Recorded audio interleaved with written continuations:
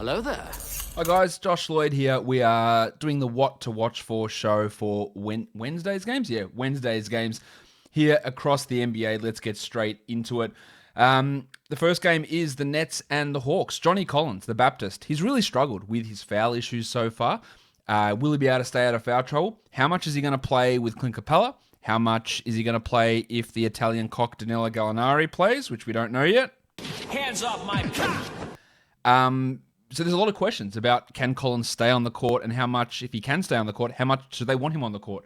They're the big questions there. Of course, Gallinari returning is something we want to watch. How does that impact Reddish, Hunter, Collins, Capella? There's a lot of moving pieces with his Hawks rotation, and it's going to get even more interesting when Onyeka Okongwu comes back next week to see whether they actually play him and how he fits in the rotation. For the Nets, I imagine that Timothé Luwawu-Cabarrot will be the starter in place of Spencer Dinwiddie. How much will he play? What will his usage look like? He looked great against the Grizzlies, but there was no KD and no Kyrie in that game, so it's hard to get a full read on that.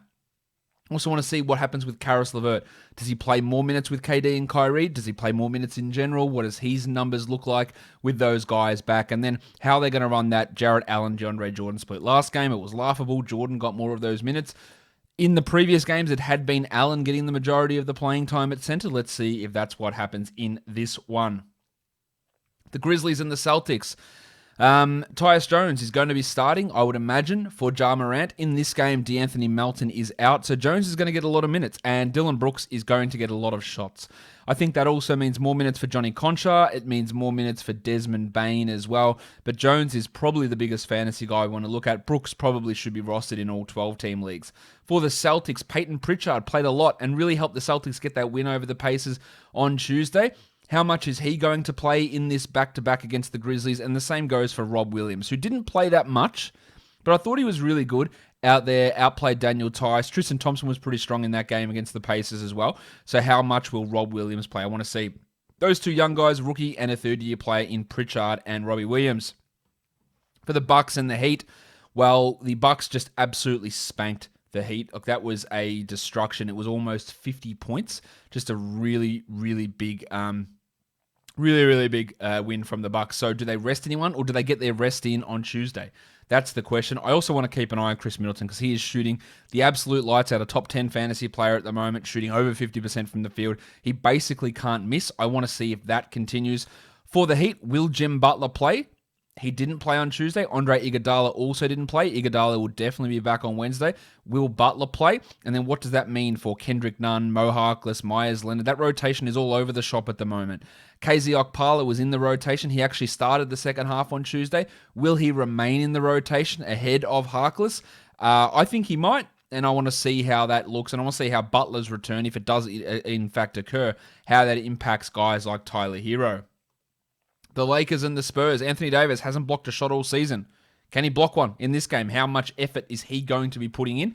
That's what I want to see. And I want to see Montrezl Harrell, who was absolutely shithouse the last game that they played. He played really well to begin the season, and it has dropped off pretty steadily since then. I want to see his usage. I want to see his efficiency. I want to see his defense, most importantly. For the Spurs, can LaMarcus Aldridge get to 29 minutes? He hasn't done it yet, and he played just 20 minutes last time. It was the second half of a back-to-back. So let's see what they do with Aldridge here. And then maybe it's time to start to actually really panic with Aldridge. We're not dropping him, but I want to see how he looks. And then I want to see Keldon Johnson. I always want to see Keldon Johnson because he's a young player who's pushed into a large role. And he's come through winning so far in that role. Let's see how that works out for him. The Hornets and the Mavericks, it's always about LaMelo Ball and his role.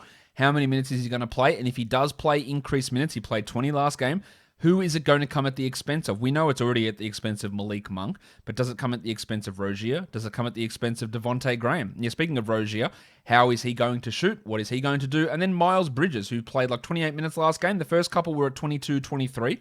If he's a 28-minute guy, he's a 12-team option. In 22, he probably isn't.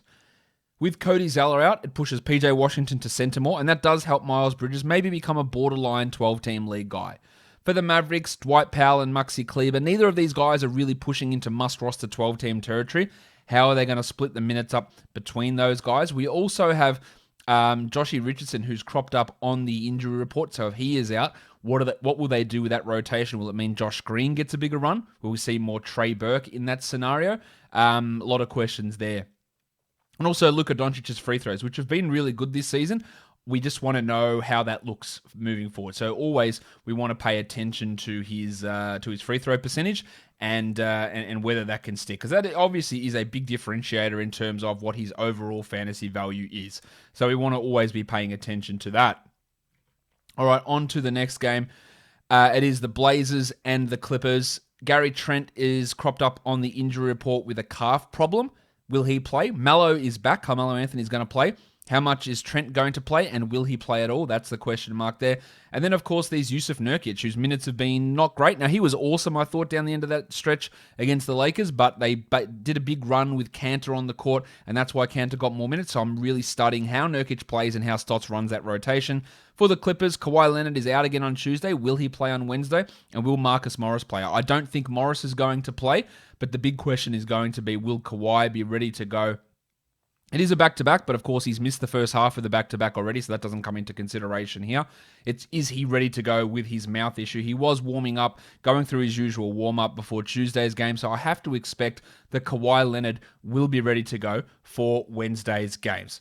That's what I want to watch for on Wednesday. What do you want to watch for? Drop it down below in the comments. Subscribe, hit the notification bell. Don't forget to tune in for the pre-game show tomorrow and also for the daily recap show that is going to be coming later on today. Guys, we are done here. Thank you so much for watching, everyone.